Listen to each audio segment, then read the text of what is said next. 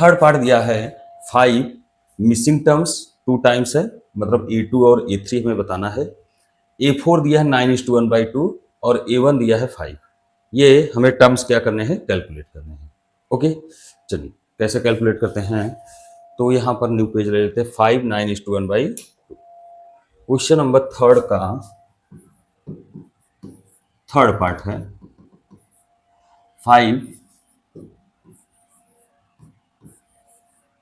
और 9:1/2। ये हो गया A1, A2, A3, A4। Okay, तो हम सारी वैल्यू को एक एक करके पता करेंगे। तो A1 दिया है बच्चों 5 और A4 दिया है 9:1/2। तो इसको सब फ्रैक्शन बदल लेंगे, 9 2 18, 19/2। तो हम क्या करेंगे, पहले हमें D की वैल्यू पता करना होगा A4 से। A1 तो दे दिया है 5, मतलब फर्स्ट टर्म आपको मिल गया। अभी कॉमन डिफरेंस नहीं मिला है, तो कॉमन डिफरेंस को हम क्या करेंगे, पता करेंगे। तो कॉमन डिफरेंस जो होता है बच्चों A4, वो होता है A प्लस 3D। क्या होता है, A+3D। A4 की वैल्यू हम रखेंगे 9/2 और A की वैल्यू है 5 और प्लस 3D। 5 को इस साइड ट्रांसफर करेंगे तो आ जाएगा 9/2 माइनस 5 इक्वल टू 3D। तो इसको एलसीएम लेके सॉल्व करेंगे तो आ जाएगा 19 माइनस 10/2 इक्वल टू 3D। तो आ जाएगा 9/2, 3 नीचे चला जाएगा इक्वल टू D। 3 3 जा 9, 3/2 इक्वल टू D। D की वैल्यू आ गई 3/2 और A की वैल्यू पहले ही पता है 5। हमें पता करना है A2 और A3। चलिए A2 आ जाएगा A प्लस D। क्या होता है A2, A plus D, A plus D।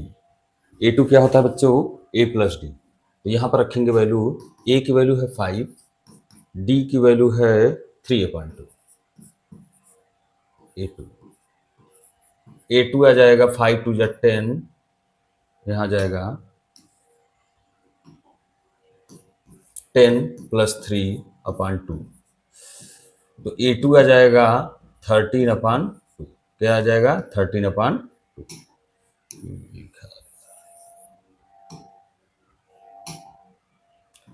A2 आ जाएगा 13/2।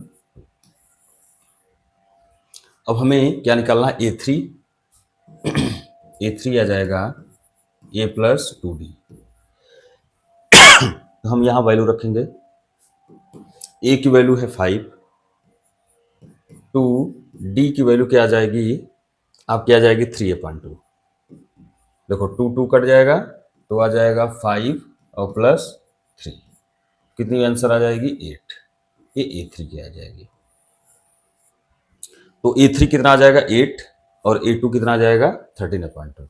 तो यहाँ पर बच्चों लिखेंगे 13/2 और ये राइट कर देंगे 8। आई थिंक समझ में आ रहा है। ओके, चलिए नेक्स्ट क्वेश्चन की तरफ चलते हैं। नेक्स्ट क्वेश्चन दिया है कि -4, ये 4 टर्म्स मिसिंग टर्म्स है और 6। तो हमें इसकी वैल्यू और इसकी वैल्यू फाइंड आउट करना है। -4 और 4 टाइम्स मिसिंग टर्म 6। ओके, तो क्वेश्चन नंबर थर्ड का फोर्थ पार्ट, -4, यहाँ मिसिंग टर्म्स है और यहाँ पर है 6, यही है -4 मिसिंग टर्म 6। ओके, तो हम यहाँ पर क्या करेंगे, A1 है first term, second term, third term, fourth term, fifth term और six term. Okay, A1 A2 A3 A4 A5। तो हम क्या करेंगे, A1 दिया है बच्चों -4, A6 दिया है 6। तो A6 को हम लिख सकते हैं A plus 5D equal to 6। A की वैल्यू रखो -4 प्लस 5D इक्वल टू 6। -4 को उस साइड ले जाएंगे तो 5D इक्वल टू 6 प्लस 4 कितना हो जाएगा, 10। तो 10/5 और 5 2 जा 10। D की वैल्यू आ जाएगी 2। अगर D और कॉमन डिफरेंस और फर्स्ट टर्म अगर मिल जाता है तो हम सारे टर्म्स को आसानी से सॉल्व कर सकते हैं। चलिए A2 जो आ जाएगा वो आ जाएगा A प्लस D। A2 जो होगा A प्लस डी, तो फर्स्ट टर्म हो जाएगा -4 प्लस D2, तो इसका आंसर आ जाएगा -2 A2। नेक्स्ट टर्म होगा A3 A plus 2D, first term होगा -4 प्लस 2, D की वैल्यू होगा कितना 2, तो यह आ जाएगा -4 और +4, तो ये आंसर हो गया 0। A3 की वैल्यू, A3 की वैल्यू कितनी हो जाएगी 0। नेक्स्ट टर्म है A4, A4 आ जाएगा A प्लस 3D, A की वैल्यू है -4 प्लस 3, D की वैल्यू है बच्चों 2, -4 प्लस 6 तो आ जाएगा 2, A4 की वैल्यू कितनी आ जाएगी 2। नेक्स्ट है A4 हो गया A5, A5 होता है A plus 4D, A plus 4D। अब हम A और D की वैल्यू रखेंगे। A की वैल्यू है -4 प्लस 4, D की वैल्यू बच्चों दिया है 2, तो 2 रखेंगे यहाँ पर 2, सॉल्व करो, -4 और +8, इसका आंसर आ जाएगा 4, A5 का आंसर आ जाएगा। आई थिंक समझ में आ रहा है।